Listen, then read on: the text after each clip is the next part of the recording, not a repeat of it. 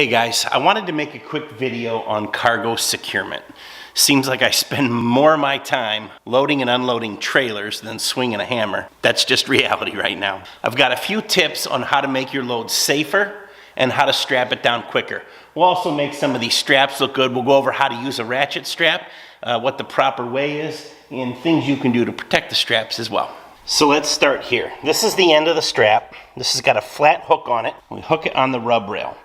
I like to go on the outside of the rail and back up onto the rub rail itself. This way, if that strap comes loose, that hook will fall onto the rub rail instead of onto the ground. The other way, and this is hard to do by yourself because it'll hang slack until you get the strap tightened, is just to go over and hook it on. It fits a lot better this way, and I feel like maybe it's a safer way to strap it down. A lot of guys like it the other way. You could debate this back and forth, but either one will do a good job securing the load. This is a ballast box I have on the back of the trailer. I opted to put it back here because I like the angle of the strap. I have the space between the two ramps to use. There's a beam down there. It's one of the trailer supports. And it allows me to put these straps at a much steeper angle as opposed to going all the way over the trailer. It really keeps this ballast box from moving around. It won't go anywhere, especially when it's in the back or on a load where I can't see it. That's important. Another thing I like to use are these plastic corners. In this case, I'm using them to protect the cargo. So this is polyiso insulation board. It's very soft and the straps tend to crush into it. By putting those corners on there, I distribute the weight and it's not as hard on it. If you look over here on this ballast box, I've put little cardboard pieces under the straps in both locations. There, you can barely see that one. This one actually had to cut down so it would fit in between these two bars where the pin goes.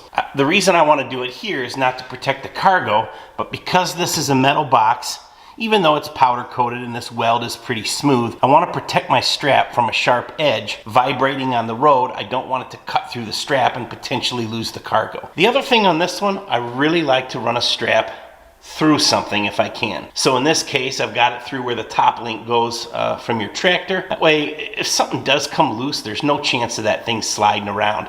I've even been known to take the slack off the strap and tie it to the box. If it were to come all the way off the trailer, it would at least be dragging behind it until you got off the road and you wouldn't have it go sailing down the street or potentially into another car. Okay, let's talk about the ratchet strap. This is the action end. This is the ratchet.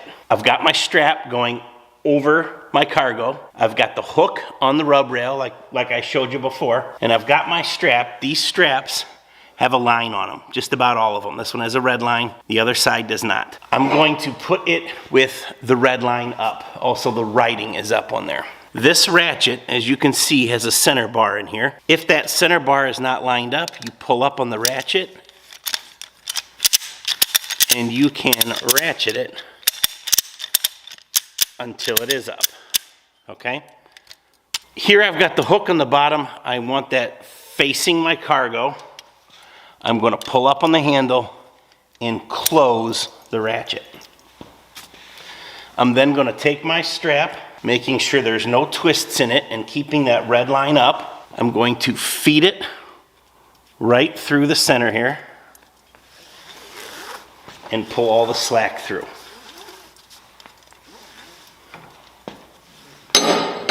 Now I'm going to hook this rub rail, hold my strap up. I'm going to pull down again to release the ratchet, and I'm going to tighten it until the load is secure. Then you can pull this and lay it back down for safekeeping. That first part on how to use the ratchet strap is kind of the basics. Most people know how to do that. Maybe not in that same order, but one way or another you get it to work. You might be feeding something back through, flipping something over, putting it on backwards. It'll even work most of the time. This is the part that gets everyone, is what to do with this slack. There's a whole bunch of it here. So throwing it back over the load, tying it down, using it to secure something else. You could even put another strap, another ratchet on here and use this strap to go over and secure something else. Most of the time you just got to find something to do with it. So we're going to pull this back. Again, keeping the red stripe up so that there's no twists in it. We're going to fold this over and make just a small loop. right like that. Nothing big. Put the strap in here. You're going to put both hands in it, and you're going to easily roll it up. We're going to leave about 3 foot, maybe 3.5 foot, almost 4 feet in this. We're going to reach through, grab the strap, pull it back, and then we're going to pull it over. It's probably hard to see. You could slow it down and zoom in and tighten it up. Okay, that leaves us this nice loop. This would not be a good way to drive with it rolling around, but as you can see, it's pretty solid. It won't come undone. So I'm going to, follow me here, hopefully you can see this, push some of the slack back through here so that I have a loop going through. I'm going to grab the camera here so you guys can see this a little better. Okay, so you can see I've just taken some of the slack here and I've just pushed it through. I'm going to bring this inside, just hang that loop over it, and I'm going to roll it till it's all twisted up. See, that gets bunched under there a little. Just keep rolling, give it a little tug, a little push, and twist it up. Yes! And that's it.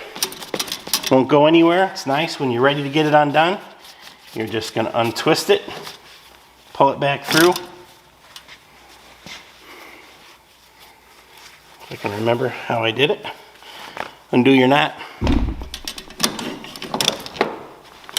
Pull this up to unload it and pull on this. If this is not straight up like this, there's another ratchet down here. You really need to do both of them and pull your ratchet undone. So anyways, it's not really that tricky once you get it done. Practice a little bit, do a couple of them, and it'll become second nature.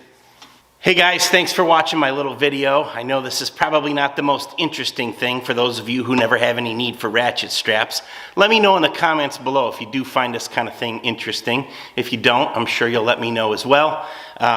This stuff's not necessary, but it's pretty cool. It'll at least make you look like the cool guy when you're at Home Depot in front of the guys at the forklift, that you know how to secure your load.